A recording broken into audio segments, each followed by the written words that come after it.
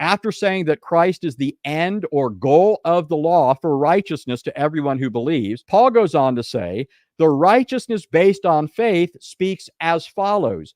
Do not say in your heart, who will ascend into heaven?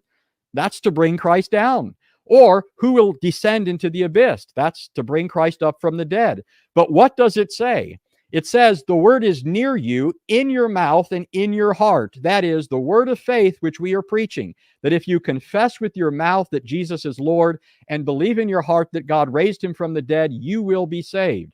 For with the heart a person believes, resulting in righteousness, and with the mouth he confesses, resulting in salvation. This word, Paul teaches, is not too difficult or out of reach. It's a word that penetrates the heart and breaks forth on the tongue of the godly.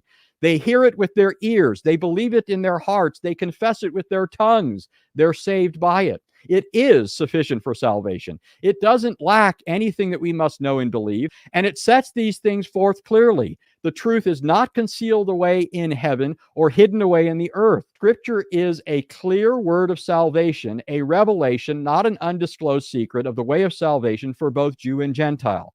What is necessary for salvation is clearly taught in Scripture, and it is within the reach of every inquirer, no matter what any cardinal, bishop, or any person wants to tell you otherwise.